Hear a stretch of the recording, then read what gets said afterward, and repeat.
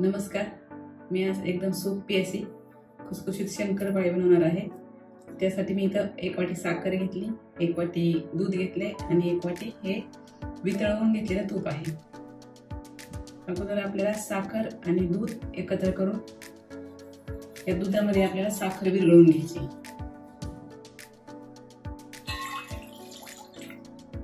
हे 1 वाटी दूध आणि त्यामध्ये 1 वाटी साखर टाकायची आणि आपल्याला हे गरम करून घ्यायचं साखर विरघळेपर्यंत. साखर आपल्याला थोडीशी अशी ढवळत राहायची, नाहीतर ती बुडाला चिटकून बसते. त्यातली साखर आपल्याला अशी ढवळत राहायची, नाहीतर खाली पातेल्याच्या तळाला ती चिटकून बसते. आता हे दूध आपल्याला फक्त साखर विरघळेपर्यंतच गरम करून घ्यायचे. आता आपली साखर पूर्ण विरघळली. आता आपल्याला गॅस बंद करायचा आणि थोडं थंड होऊ द्यायचं. आता आपलं दुधाचं मिश्रण तयार होते तोपर्यंत आपल्याला मैदा चाळून घ्यायचा आहे. तर मी इथे हा 4 वाट्या मैदा घेतलाय. ज्या वाटीने आपण दूध, साखर आणि तूप घेतले त्याच वाटीने मी हा 4 वाटी मैदा घेतलेला आहे. मैद्याची वाटी मी अशी सपाट भरून घेतलेली. आता हे चाळून घ्यायचं एकदम आपलं मैद्याच्या चाळणीने. इथे हा 4 वाट्या मैदा आपला चाळून झालेला आहे आणि 1 वाटी मैदा मी एक्स्ट्रा चाळून घेतलेला आहे जर गरज पडली.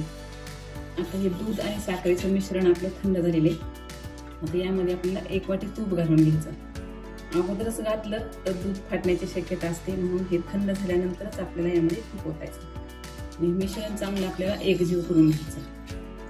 आता हे मिश्रण आपलं चांगलं एकजीव झालेले. आता यामध्ये जितका बसेल इतका मैदा आपल्याला मळून घ्यायचा.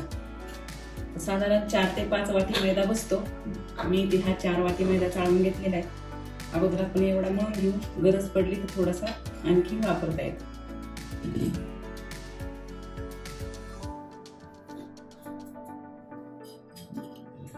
आता हे हळूहळू आपल्याला यामध्ये ओतून घ्यायचंय.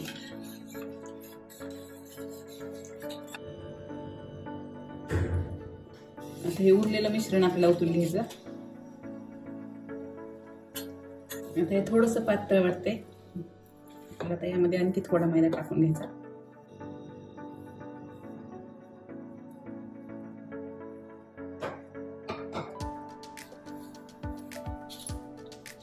आता हे पीठ सगळं आपलं मळून तयार आहे. उरलेला 1 वाटी मैदा यामध्ये मला पूर्ण लागला, म्हणजे साधारण सगळा मिळून 5 वाटी मैदा इथं लागलेला आहे. आता हे 5-10 मिनिटं झाकून ठेवायचं.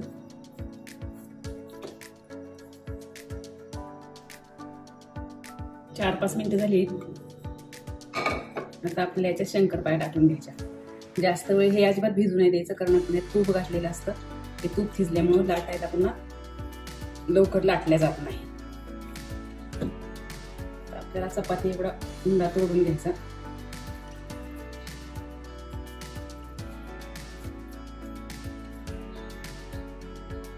आपल्याला याची चपाती लाटून घ्यायची.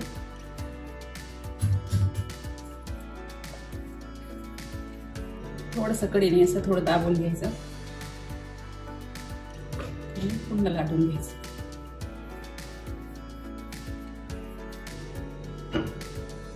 ही चपाती लाटून झाली. थोडी आपल्याला फोल्ड करून घ्यायची.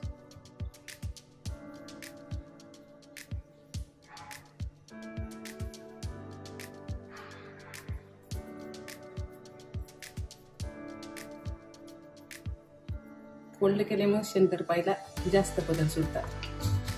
आता आपल्याला हे पूर्ण लाटून घ्यायचं. आता ही आपली चपाती लाटून झाली.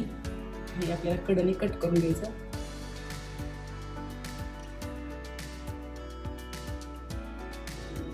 याच्या आपल्याला शंकरपाळ्या कापून घ्यायच्या. शंकरपाळ्या थोड्याशा जाडसरच ठेवायच्या. ते आपल्याला गरम तेलामध्ये तळून घ्यायचे. तेल तापलेलं आहे आपलं. आता ह्या शंकरपाळ्या आपल्याला एक एक सोडून द्यायच्या. सुरुवातीला एकदम हळूवार हलवायच्या. आपल्याला गॅस थोडा कमी करायचा. मंद गॅसवरती थोड्याशा लाल होईपर्यंत भाजून घ्यायच्या.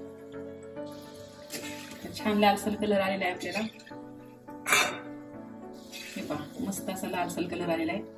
आता आपल्याला हे काढून घ्यायच्या. मस्त एकदम सोप्या पद्धतीने खुसखुशीत अशी शंकरपाळी तयार आहे. नक्की करून पहा. हा एकदम मस्त मऊ आहे. अशा पद्धतीने नक्की करून पहा. आवडल्यास लाईक करा, शेअर करा आणि चॅनलला सबस्क्राईब करा.